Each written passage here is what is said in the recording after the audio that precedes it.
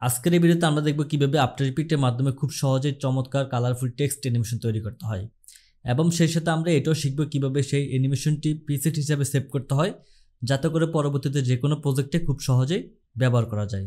তো চলুন আমরা কম্পিউটার স্ক্রিন চলে যাই। ওকে, আমি কম্পিউটার স্ক্রিন চলে এসেছি। তো প্রথমে হচ্ছে আমাদেরকে একটি কম্পোজিশন নিতে হবে। কম্পোজিশন নেওয়ার জন্য হচ্ছে এখানে ক্লিক করব।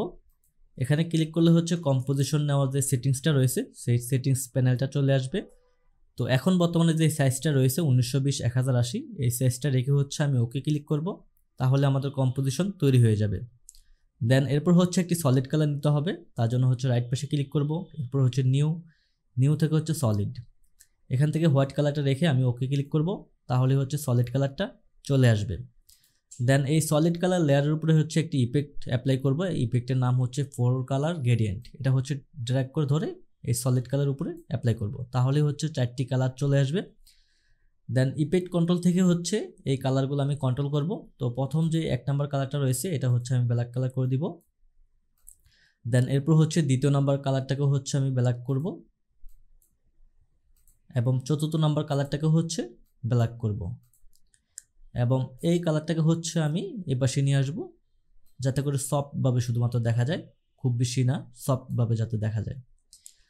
ওকে, তো আমাদের ব্যাকগ্রাউন্ড কালার হয়ে গেল। দেন এরপর হচ্ছে আমাদেরকে টেক্সট লিখতে হবে। যে টেক্সট আপনি লিখতে চাচ্ছেন সেটাই লিখতে পারেন। আমি হচ্ছে উদাহরণস্বরূপ মোশন বস লিখতেছি এই মুহূর্তে টাইপ টুল দিয়ে।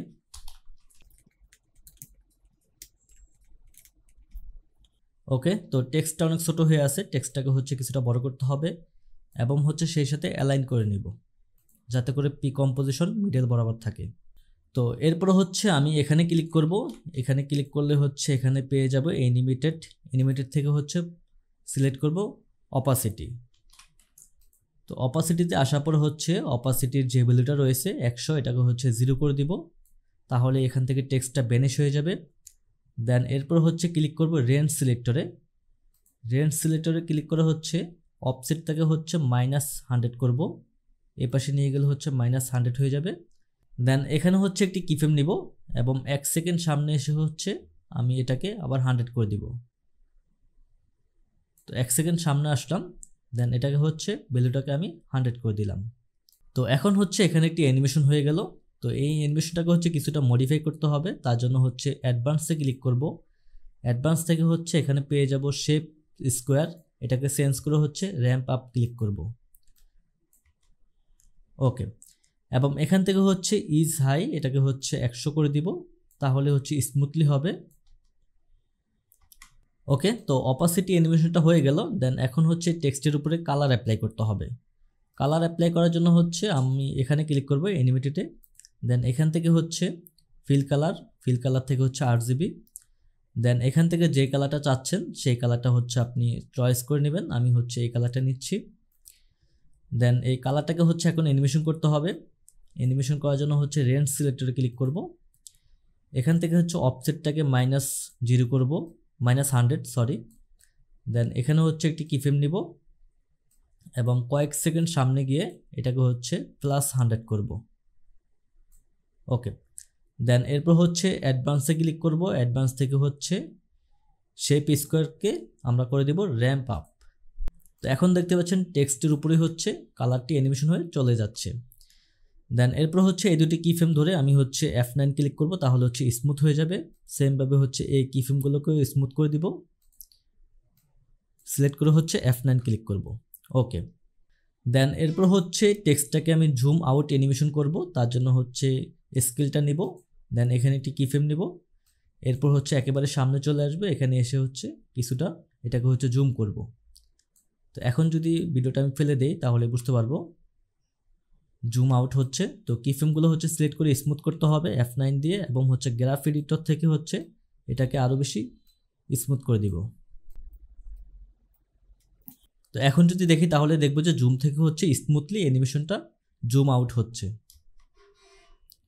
ওকে, তো যখনই হচ্ছে টেক্সটটা এখানে চলে আসতেছে দেন কয়েক সেকেন্ড পরে হচ্ছে টেক্সটটা আবার চলে যাবে। তো সেই অ্যানিমেশনটা দেওয়ার জন্য হচ্ছে সেমভাবে অ্যানিমেটেডে যেতে হবে। এখান থেকে হচ্ছে অ্যানিমেটেডে ক্লিক করব। দেন এখান থেকে অপাসিটি, তো অপাসিটি থেকে হচ্ছে এটাকে 0 করে দিব এবং রেঞ্জ সিলেক্টর চলে যাব। রেঞ্জ সিলেক্টর থেকে হচ্ছে অফসেটটাকে হচ্ছে -100 করব। দেন এখানে হচ্ছে একটি কি ফ্রেম নিব এবং কয়েক ফ্রেম সামনে গিয়ে হচ্ছে এটাকে আবার 100 করে দিব। দেন এরপর হচ্ছে অ্যাডভান্সে ক্লিক করব। অ্যাডভান্স থেকে হচ্ছে শেপ স্কোয়ার থেকে র্যাম্প আপ এবং হচ্ছে মোড থেকে সাবট্রাক্ট। তো এখন যদি দেখি তাহলে দেখব যে স্মুথলি আবার টেক্সটটা ভ্যানিশ হয়ে যাচ্ছে। ওকে, দেন এই দুটো কি ফ্রেম সিলেক্ট করে হচ্ছে F9 ক্লিক করব, তাহলে স্মুথলি চলে যাবে। তো এরপর হচ্ছে এই টেক্সটের উপরে একটি অ্যাডজাস্টমেন্ট লেয়ার নিতে হবে। তার জন্য হচ্ছে নিউ থেকে চলে যাব অ্যাডজাস্টমেন্ট লেয়ার। দেন এই অ্যাডজাস্টমেন্ট লেয়ারের উপরে হচ্ছে একটি ইফেক্ট অ্যাপ্লাই করব, সেটার নাম হচ্ছে গ্লো। দেন এরপর হচ্ছে গ্লোর রেডিয়েন্সটা হচ্ছে কিছুটা বাড়াবো এবং হচ্ছে এটার ইন্টেন্সিটিটা হচ্ছে কিছুটা কমিয়ে দিব। ওকে, তো আমাদের কালারফুল টেক্সট অ্যানিমেশন হয়ে গেল। তো এখন যদি আমি এটাকে ডুপ্লিকেট করি, এই টেক্সটটাকে ডুপ্লিকেট করার জন্য হচ্ছে Ctrl D দিব। দেন এখানে নিয়ে আসবো যেখানে হচ্ছে আমাদের ওইটা ভ্যানিশ হয়ে যাবে, সেই পজিশন থেকে হচ্ছে এটা আবার আসবে। ওকে, দেন এটাকে হচ্ছে আমরা চেঞ্জ করে দিব, যে কোনো টেক্সট এখন এখানে লিখতে পারি চেঞ্জ করে।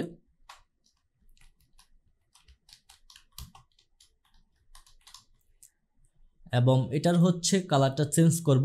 এই লেয়ারটা সিলেক্ট করে হচ্ছে এখানে সার্চ বারে লিখব কালার, তাহলে হচ্ছে কালার চেঞ্জ করার অপশনটা পেয়ে যাব।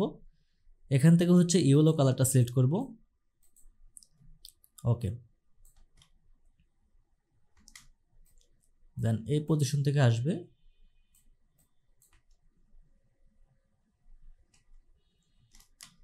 দেন এরপর হচ্ছে এই টেক্সটটাকে আবার ডুপ্লিকেট করব, ডুপ্লিকেট করে হচ্ছে এখানে নিয়ে আসব এবং এটাকে হচ্ছে পরিবর্তন করে দিব। Ctrl X দিয়ে কাট করে নিলাম এবং এখানে হচ্ছে টেক্সটটা টাইপ টুল দিয়ে পরিবর্তন করে দিব।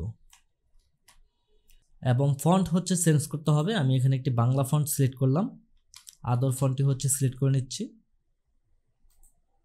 ওকে, দেন এই টেক্সটের হচ্ছে কালারটা চেঞ্জ করব।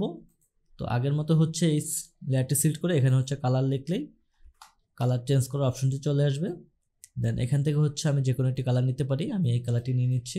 ওকে, তো প্রথম থেকে হচ্ছে আমরা একবার দেখে নেই আমাদের অ্যানিমেশনটি কীরকম হয়েছে। তো দেখতে পেলেন খুব চমৎকার কালারফুল টেক্সট অ্যানিমেশন হয়ে গেল।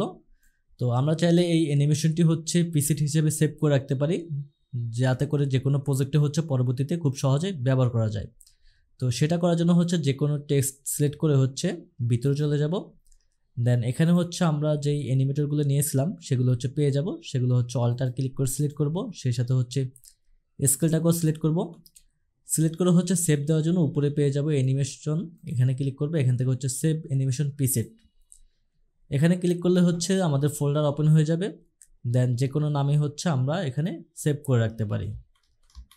ওকে, তো সেভ করার পরে হচ্ছে আপনি এই অ্যানিমেশন প্রিসেটটা হচ্ছে আপনার সি ড্রাইভের আফটার ইফেক্টের যে অ্যানিমেশন ফোল্ডার রয়েছে সেখানে হচ্ছে নিয়ে পেস্ট করে দিলেই এখানে চলে আসবে ইফেক্ট এবং প্রিসেটের ভিতরে, এবং পরবর্তীতে হচ্ছে আপনি খুব সহজে যে কোনো টেক্সটে এটা ব্যবহার করতে পারবেন।